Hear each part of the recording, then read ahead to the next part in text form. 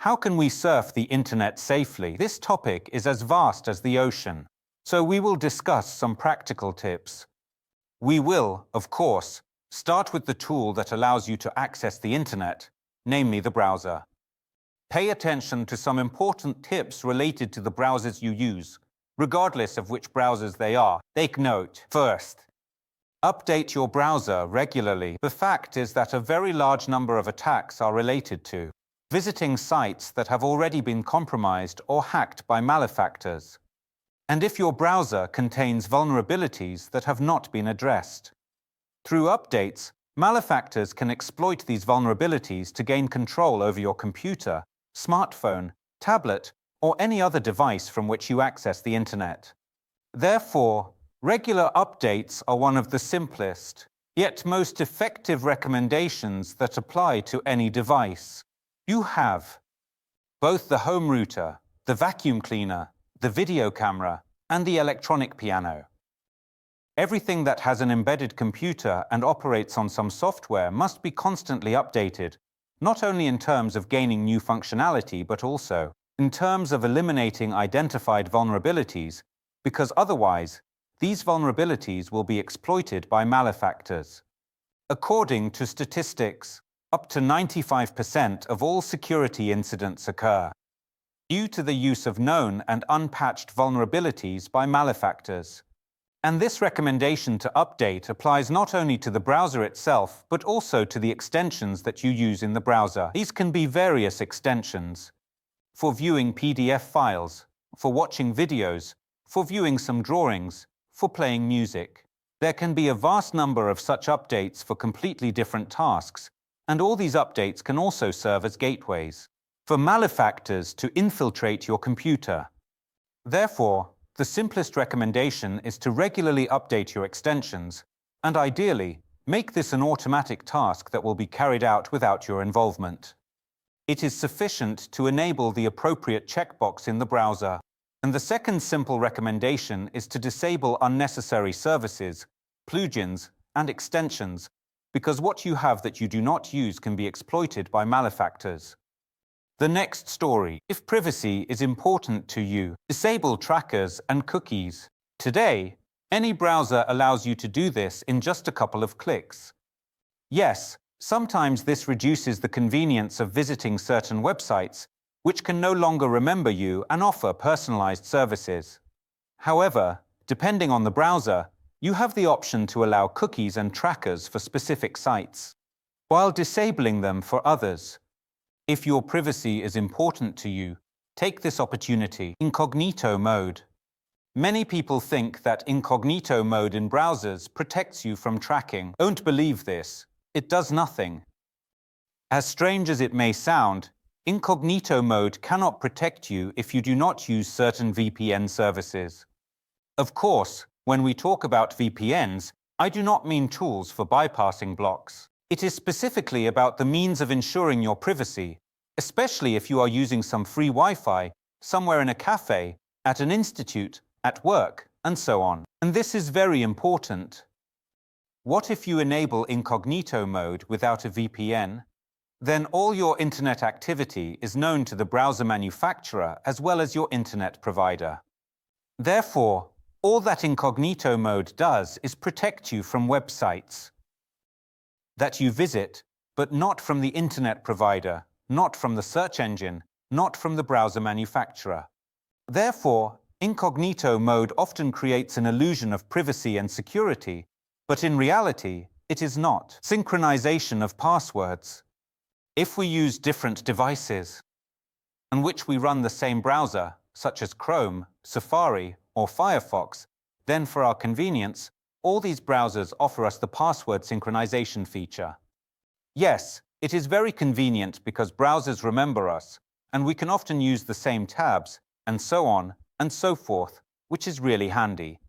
Unfortunately, such a function allows malefactors who have gained access to our computer, compromised it, or hacked it, who also access our passwords. And if we use the same laptop, for example, for personal tasks and for accessing some corporate resources for work, then a malefactor can use this mechanism to gain access. to corporate resources as well.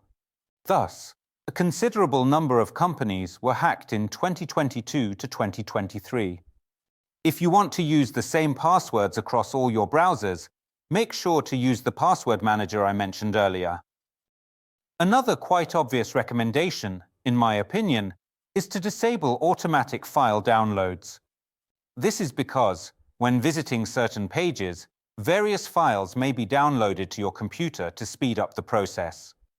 And it's not about the graphic files and images that are displayed on web pages.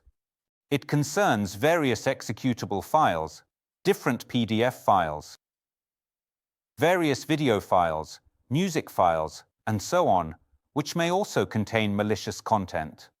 Therefore, when such files are downloaded to your computer, and if, after some time, you forget what that file means and click on it to run it, you may inadvertently open the gates to hell and allow malefactors access to your computer. They could infiltrate it either through malicious code executed alongside the file or by exploiting a vulnerability in the application required to open the file that you previously downloaded automatically. Therefore, do not give the browser the right to download files. This is what will also allow you to protect your browser while safely surfing the internet. Disable the automatic saving of passwords. Again, make use of password managers. Disable the website's access to the camera and microphone. Why do websites need this access if they are not services for video conferencing? In everyday life, you definitely do not need this, so initially block this function and enable it only for a specific and clearly limited number of sites. And finally, disable various extended features like these functions are present in the Party, ActiveX, WebRTC, JavaScript, and similar tools make various web pages more functional or more colorful, put through these capabilities. The ways for malefactors to infiltrate your computers are also expanded. Install various plugins in your browser to protect against JavaScript. Plugins are extensions that help safeguard you when visiting certain pages and disable dangerous features that malefactors may exploit by compromising or hacking a website you visit. All protocols on the internet have been unsecured. Later, as the need for both confidentiality and privacy increased, along with the rise in the number of hackers, the task of ensuring protection while surfing became paramount. And for this, the HTTPS protocol was invented. The letter S at the end stands for secure or secured. With this protocol, we can be assured that when visiting certain websites, no one can intrude into the data transmission channel, and no one will be able to intercept our data, passwords, logins, information about money transfers, information about products or services that we order on various internet sites, and so on. That is, HTTPS is indeed the de facto standard on the internet, and it is the protocol that should always be enabled. I strongly advise against visiting websites that do not have HTTPS. In various recommendations, you may have heard that you should always pay attention to the lock symbol in the browser's address bar. Indeed, just a few years ago, this recommendation was very simple and effective. If the lock symbol was absent, one could confidently assert that the site was unsafe. Unfortunately, this situation has changed today. As of 2023, Google has removed the lock symbol in its browser. Today, it has been replaced with another symbol. I can hardly reproduce it verbally, but just remember that the absence of a lock does not mean that the site is unsecured. At the very least, if you are using the Google Chrome browser. In other cases, the lock symbol is still present, but I do not rule out the possibility that in the foreseeable future, other browser manufacturers will also start to abandon this symbol. It seems simple and obvious, but again, each company has its own reason for following this kind of solution. So just remember, the padlock symbol is not always safe, and the absence of this symbol is also not always safe. Now, let's talk about how to use search engines safely. Very often, we have misconceptions that the search engines we are accustomed to, whether it be Google, Yandex, Bing, or perhaps some other, possibly less known, less popular search engines are safe and only provide verified results in their search outputs. Unfortunately, this is not the case. The fact is that search results can be bought, and many search engines take full advantage of this, as it is their business model.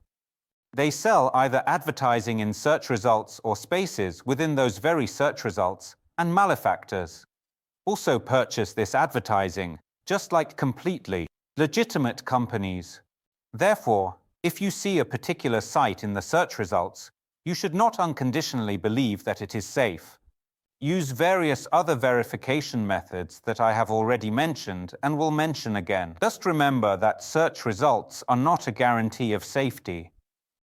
It is also worth remembering that by using a particular search engine, you reveal certain details about your interests. Again, this is a classic dilemma of whether to disclose certain facts about yourself online regarding your interests and so on by making search queries, or to use direct access to websites that you know, or to use specialized search engines that guarantee, or at least claim to provide, certain privacy assurances for your search queries. Such search engines do exist, but, again, whether to trust them or not is up to your discretion.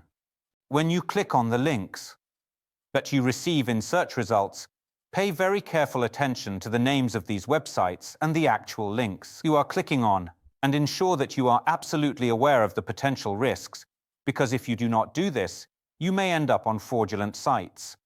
There are quite a few such examples. I've only just taken a few website names that look very similar to real ones, but are clearly fraudulent. That is, we have here an extra letter added. Somewhere, an incorrectly chosen domain, or one letter replaced with a similar one. This is what I already mentioned in one of the previous sections, talking about the so-called threat of typo squatting, when we simply do not pay attention to how the website or its domain is spelled that we are visiting.